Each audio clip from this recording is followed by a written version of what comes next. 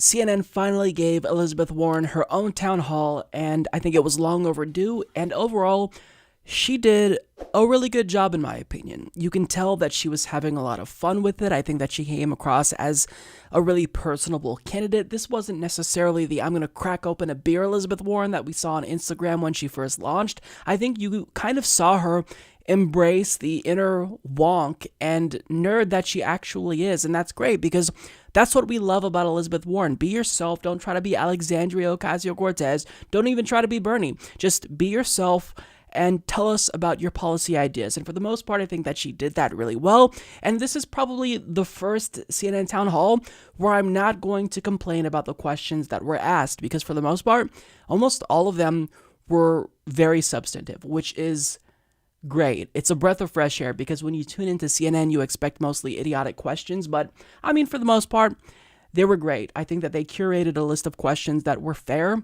but still tough. So by and large, I think that she did a great job, and I'm tempted to give her a high grade. However, she answered so poorly on one particular question that it not just harmed my perspective or impacted my perspective about the town hall overall, it actually literally brought her down in my book as a candidate.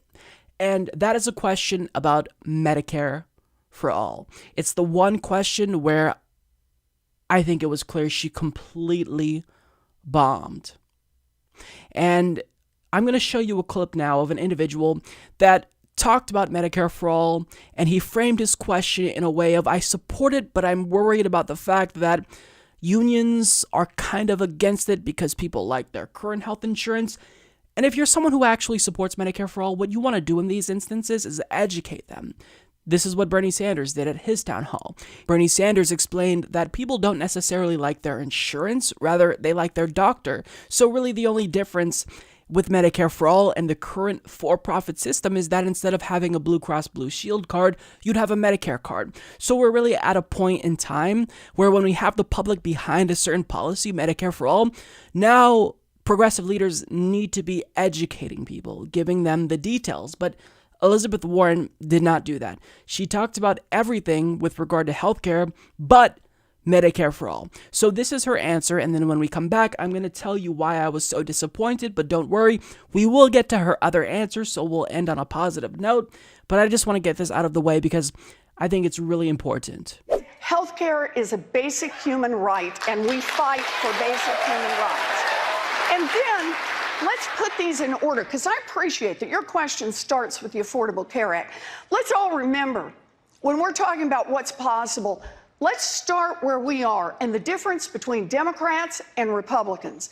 Right now, Democrats are trying to figure out how to expand health care coverage at the lowest possible cost so everybody is covered. Republicans, right this minute, are out there trying to repeal the Affordable Care Act. They've got a lawsuit pending down in Texas where they're trying to roll it back, what they couldn't do with a vote. They're trying to do with the courts. HHS every day is doing what they can to undermine the Affordable Care Act. So when we're talking about health care in America right now, the first thing we need to be talking about is defend the Affordable Care Act, protection under the Affordable Care Act. Part two. Let's make the improvements that are what I think of as the low-hanging fruit.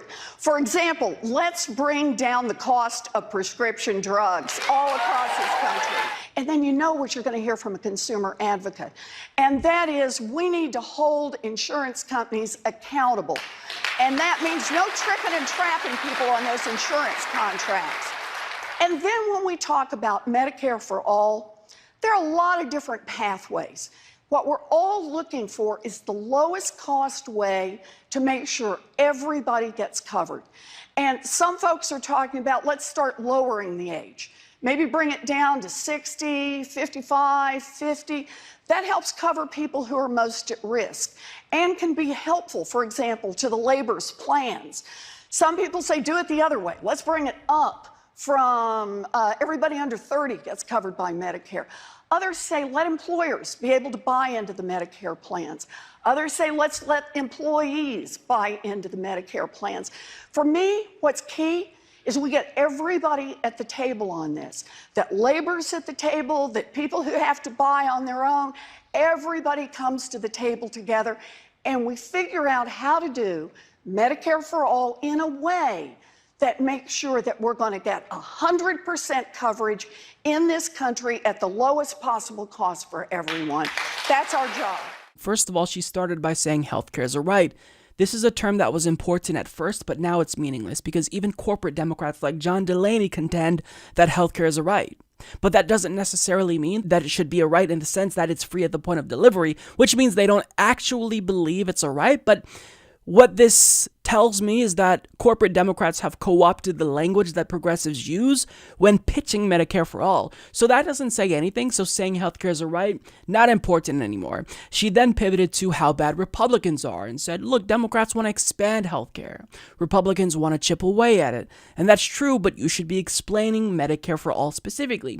She said we've got to start by defending the Affordable Care Act, and then we've got to bring down the price of prescription drugs, and then we've got to hold insurance companies accountable, and then finally, towards the end, she got to Medicare for all, and she says, when we talk about Medicare for all, there are lots of different pathways. What we're all looking for is the lowest cost way to make sure everybody gets covered. And then she talks about lowering the age of Medicare, and then a public option where you can buy into Medicare. And it's just evident that she was tap dancing around Medicare for all itself.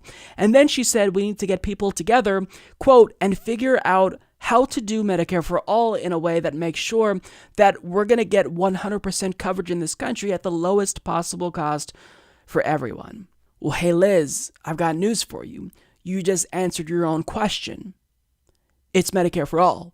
So if you say Medicare for all and you're still wondering how we get to lower cost coverage and 100% of people covered, then something seriously disingenuous is happening there.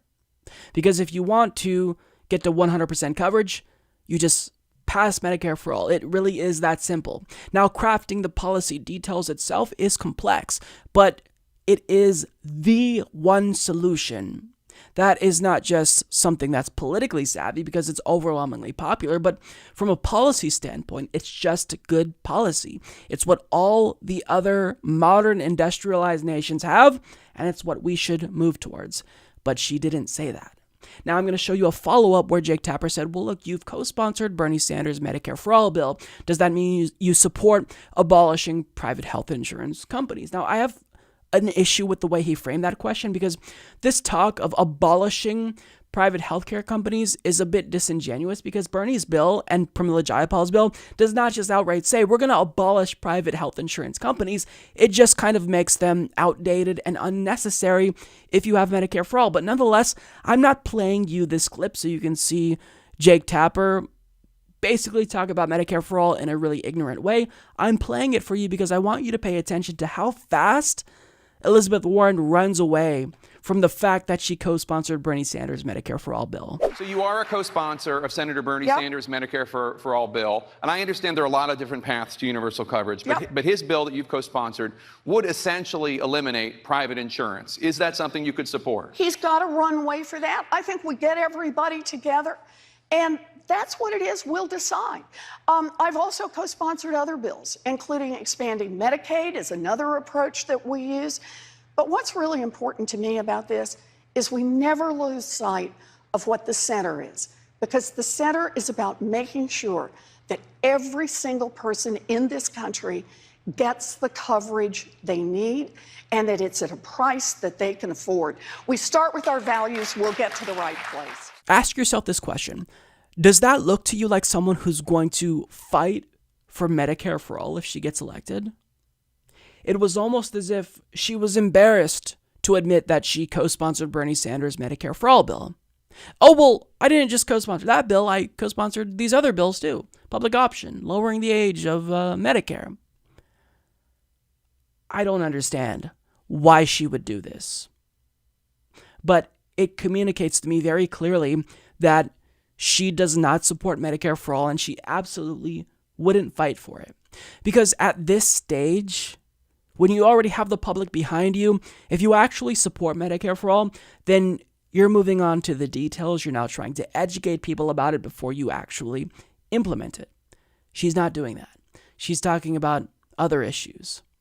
So, I mean, this was absolutely, it felt like a gut punch to see her talk about it this way, because I already told you that she's kind of giving us indications that she's backing away from Medicare for All, but she still had enough room for plausible deniability. But here, with this long-winded answer where she wouldn't firmly commit to it, it's evident she just doesn't support it.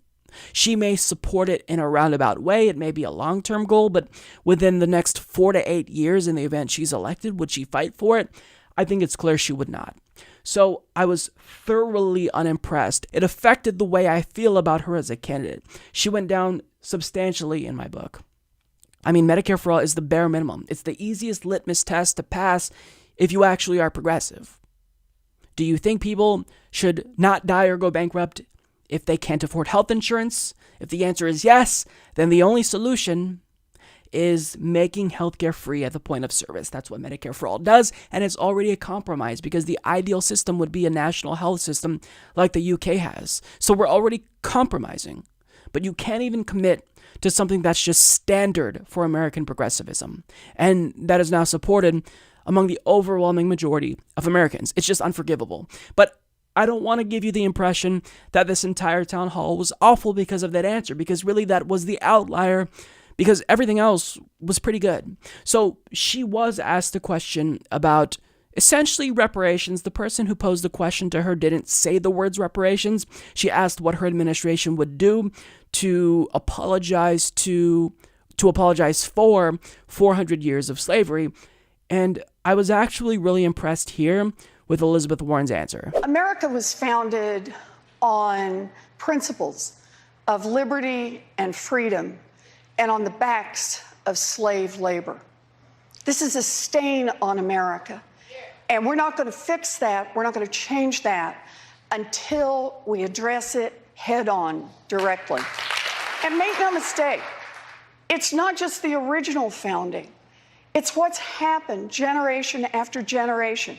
The impact of discrimination handed down from one to the next means that today in America, because of housing discrimination, because of employment discrimination, we live in a world where for the average white family has $100, the average black family has about $5.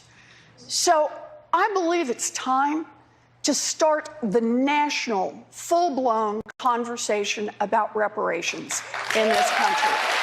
I support the bill in the House to appoint a congressional panel of experts, of people who are studying this, who talk about different ways we may be able to do it, and to make a report back to Congress so that we can, as a nation, do what's right and begin to heal. So she was asked a really broad question, and she chose to bring up reparations. And she also talked about pushing for H.R. 40. She talked about bringing people from the community together to decide what's the best approach here for reparations. And Jake Tapper asked whether or not she supports writing a check, and she didn't explicitly endorse this. No candidate has thus far, but I do think that her answer about bringing people together, it was comprehensive and it was impressive. It showed that she really is listening, and she's astute here, at least minimally. So I personally was impressed here. And then the issue of voting rights came up, and she touched on a topic within the discussion of voting rights that no candidate ever talks about, and it was another area where I was absolutely impressed with her answer. I believe we need a constitutional amendment that protects the right to vote for every American citizen and to make sure that vote gets counted. We need to put some federal muscle behind that. And we need to repeal every one of the voter suppression laws that is out there right now. And I'll tell you one more. We need to make sure that every vote counts. And I want to push that right here in Mississippi, because I think this is an important point. You know, come a general election, presidential candidates don't come to places like Mississippi.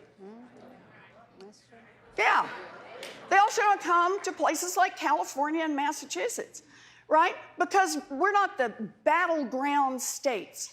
Well, my view is that every vote matters. And the way we can make that happen is that we can have national voting, and that means get rid of the Electoral College and every vote counts.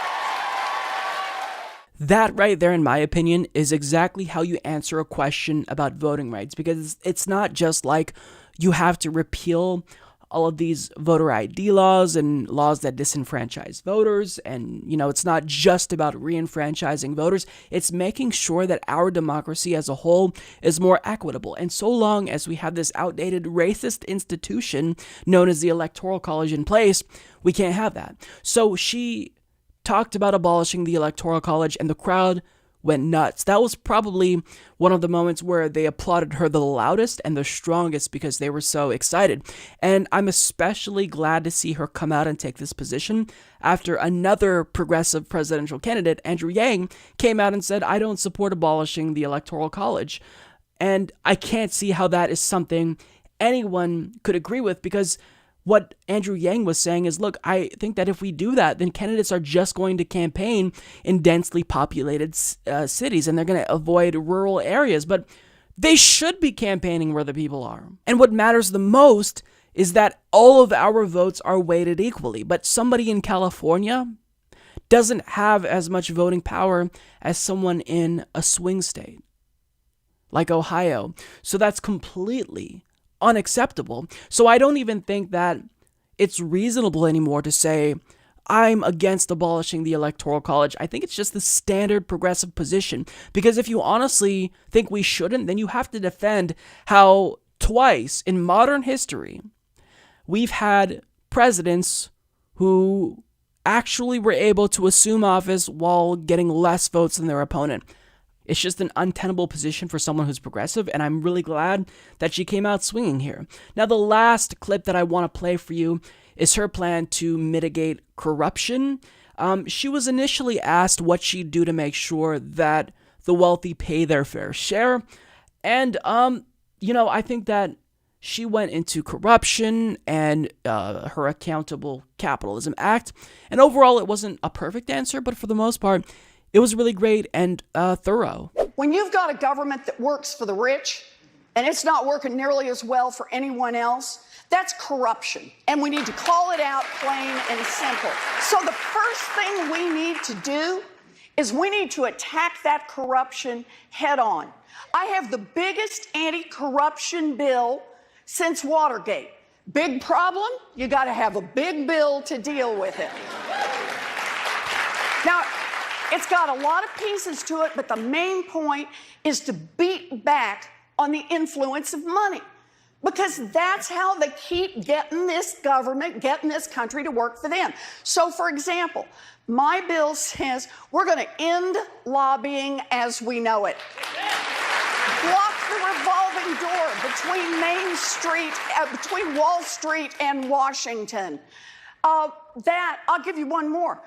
Everyone who runs for federal office ought to have to put their taxes online.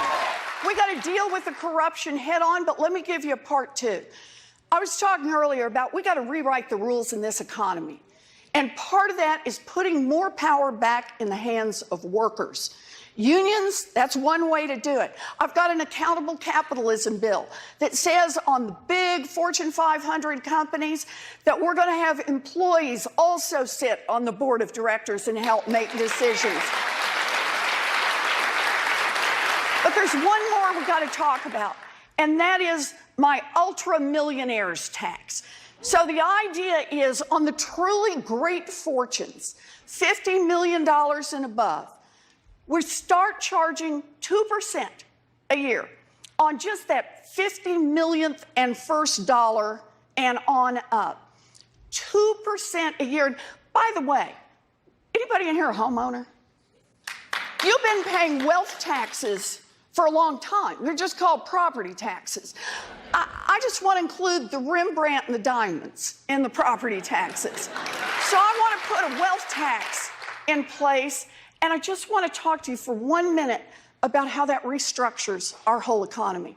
We get a 2% tax on the 75,000 richest families in this country. We would have enough money to provide universal child care, universal pre-K, universal pre-K for every child in America and still have $2 trillion left over. Let's make it happen. So I liked her response there because it was long, but unlike her answer on Medicare for All, this was actually substantive. Now, it's not perfect because my perfect answer to the issue of corruption would be a constitutional amendment where we just get money out of politics, we ban super PACs, and we publicly finance every single election. That's my ideal situation, but nonetheless, what she's talking about here, it really wouldn't make a difference. She talked about her anti-corruption bill that would end lobbying as we know it. I need to know more details, but I like it just, by default. She talked about locking the revolving door between Main Street and Washington. She talked about how everyone who runs for federal office will be mandated to release their tax returns. I mean, I think that this is all just standard and it's common sense. And then she talked about her Accountable Capitalism Act. And what I liked is that she brought up her wealth tax, but she compared it to a property tax and explained how we kind of already have a wealth tax on homeowners. It's just that we call it property taxes and not a wealth tax. And she didn't just talk about the amount of revenue that would bring in, but she gave us some examples as to what we could do with that revenue. And I think that's exactly how you've got to answer these questions. You don't make it just about forcing the rich to pay their fair share, but you make it about giving Americans what's owed to them. So by and large, to kind of just take a step back, I think she did a good job. She answered most questions in a way that ranges from adequate to excellent, but I really am stuck on her answer when it comes to Medicare for All. It was so atrocious. I didn't expect her to give that bad of an answer. And I know that people will call me alarmist and say that I'm being hyperbolic and I'm trying to, not interpret her answer in a way that's charitable or should be interpreted. But look, you've got to understand that if somebody's not saying why we need Medicare for All, then they're not in favor of Medicare for All. Because if you say, well, there's many paths to Medicare for All, essentially what you're arguing for is a stepping stone in between Medicare for All and our current system, which is unnecessary. You don't need a stepping stone. There's no law that mandates a stepping stone between, what we have now, our shitty system, and Medicare for All. You could just pass Medicare for All and have it be the law. But overall, I don't want to give you the impression that this was bad. I think she did a good job. It's just that answer was bad on Medicare for All. But it was a good town hall. I would encourage people to watch the entire thing. But overall, I think that it's clear she has some really innovative ideas, and you can see that she's trying to be more authentic, and I think that it's working for her. She's more personable. She's not trying to be as focus group driven as she previously seemed at the beginning of her campaign. And, by and large, I think this was a good town hall, and it was more heavy on the substance than I would have expected, which is good. Girly Mike Fettuccine needs your support on Patreon. What a loser. Visit patreon.com/Humanist Report to support the low ratings Humanist Report. Sad. My views are much higher.